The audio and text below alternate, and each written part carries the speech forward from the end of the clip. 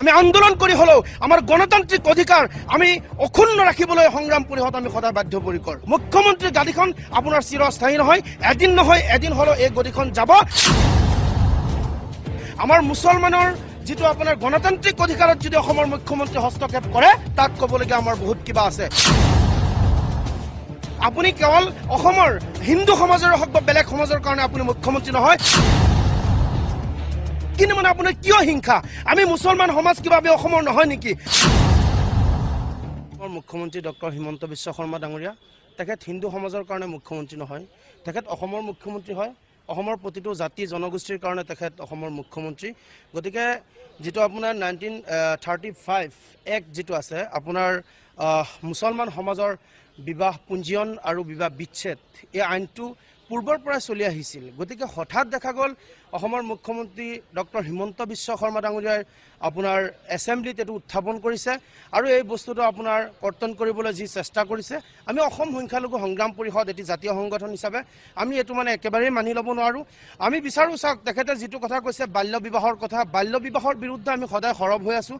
আমি বিচাৰোঁ যিটো 2006 চনত যিটো আপোনাৰ আইন প্ৰণয়ন কৰিছে যে বাল্য বিবাহ ছোৱালীৰ কাৰণে 18 বছৰ আৰু ল'ৰাৰ কাৰণে 21 বছৰ, আমি এইটো সদায় বিচাৰোঁ যে এজনী ছোৱালী বা এজন ল'ৰা আপোনাৰ ব্ৰেইন পুৰত হোৱাৰ সময় আগলৈকে যদি কোনোবাই বিবাহ কৰায়, সকলো সমাজৰ ব্যক্তিকে তাত মানে আপোনাৰ আইনৰ আওতাত আনিব লাগে। কিন্তু অসমৰ মুখ্যমন্ত্ৰী যদি তেখেতে বিচাৰে যে এই আইনটো 1935 যিটো আইন আছে এইটো যদি তেখেতে এইটো বিলীন কৰিব বিচাৰে, এইটো কিন্তু একদম মানে এইটো গ্ৰহণযোগ্য নহয়।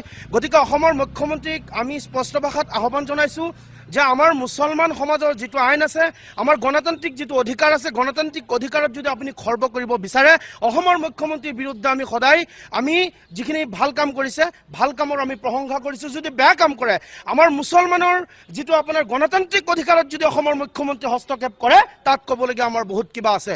গতিকে অসমৰ মুখ্যমন্ত্ৰীক আজি আমাৰ নগাঁও জিলা আয়ুক্তৰ জৰিয়তে আমি এখন স্মাৰক পত্ৰ প্ৰেৰণ কৰিছোঁ যে যিটো তেখেতে আইন বলবৎ কৰিবলৈ আগৰ পূৰ্বৰ আইনটো তেখেতে মানে কৰ্তন কৰিবলৈ চেষ্টা কৰিছে, এই আইনটো আমাৰ পুনৰ বাহাল ৰাখিব লাগে। আমি অসম সংখ্যালঘু সংগ্ৰাম পৰিষদে আজি স্মাৰক পত্ৰ আমাৰ কেন্দ্ৰীয় সমিতিৰ নিৰ্দেশ মৰ্মে আমি প্ৰত্যেকটো জিলাই আমি স্মাৰক পত্ৰ প্ৰদান কৰিছোঁ। যদি ইয়াৰ পিছতো তেখেতে এই আইনটো পুনৰ বিবেচনা নকৰে তেন্তে আমি অসম সংখ্যালঘু সংগ্ৰাম পৰিষদে গণতান্ত্ৰিকভাৱে আমি আন্দোলন কৰি হলেও আমাৰ গণতান্ত্ৰিক অধিকাৰ আমি অক্ষুণ্ণ ৰাখিবলৈ সংগ্ৰাম পৰিষদ আমি সদায় বাধ্যপৰিকৰ।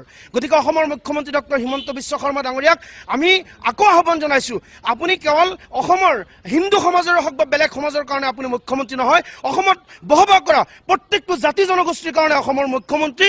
যদি আপুনি আমাৰ মুছলমান সমাজক যদি টেহা নজৰে আপুনি চাই, তেনেহ'লে অসমৰ অসমৰ মুখ্যমন্ত্ৰীৰ গাদীখন আপোনাৰ চিৰস্থায়ী নহয়, এদিন হলেও এই গদিখন যাব।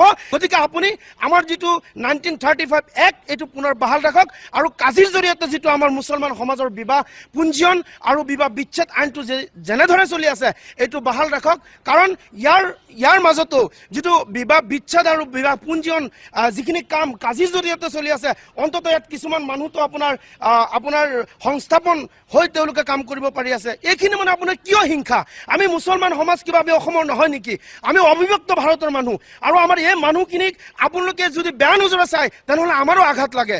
আমি জীৱনে মৰণে আমি অসমীয়া আৰু আমি অসমীয়া সমাজৰ লগত প্ৰত্যেকটো অসমীয়া সমাজ হিন্দু সমাজৰ লগত আমি চলা মানুহ। গতিকে আমাক আপোনালোকে বেয়া নজৰে নাচাব। অসমৰ মুখ্যমন্ত্ৰীক মই অনুৰোধ জনাইছোঁ, আপুনি যি এক্ট 1935 আপুনি বাতিল কৰিব চেষ্টা কৰিছে এইটো আপুনি বাহাল ৰাখিবলৈ অসম সংখ্যালঘু সংগ্ৰাম পৰিষদ নগাঁও জিলা সমিতিৰ তৰফৰ পৰা আমি আহ্বান জনালোঁ। সৰ্বভাৰতীয় এটি পুৰণি আইন 1935 চনত সৰ্বভাৰতীয় যিটো এক্ট, সেই এক্ট মতে কাজীসকলে মুছলমান বিবাহ পঞ্জীয়ন কৰি আৰু আমাৰ যিটো সামাজিক ব্যৱস্থা এইমতে আমাৰ সমাজখন সৰ্বভাৰতীয় হিচাপে মুছলমানসকলে চলি আছে, কোনো ধৰণৰ ভেদ-ভাদ নাই, কোনো অসুবিধা নাই।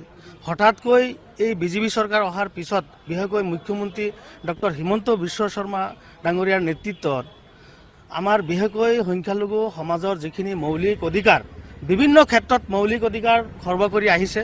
তাৰ উপৰিও এই যে আমাৰ মুছলমান যিটো এক্ট বিবাহ বিচ্ছেদ আৰু পঞ্জীয়ন, এই পঞ্জীয়নটো তেওঁলোকে কৰক, কোনো ধৰণৰ বিভিন্ন ধৰণৰ উন্নত কৰক, প্ৰক্ৰিয়াটো বেলেগ কৰক, কোনো আপত্তি নাছিল। কিন্তু এই এক্টটো বন্ধ কৰি তেওঁলোকে কি কৰিব বিচাৰি আছে আমি নাজানো, যে কোনো পধ্যেই মুছলমান সমাজে এইটো নামানে। তাৰ লগতে আমি সংখ্যালঘু সংগ্ৰাম পৰিষদে বা বিভিন্ন জাতীয় দল সংগঠনে এই কথাটো আমাৰ সহ্য হোৱা নাই।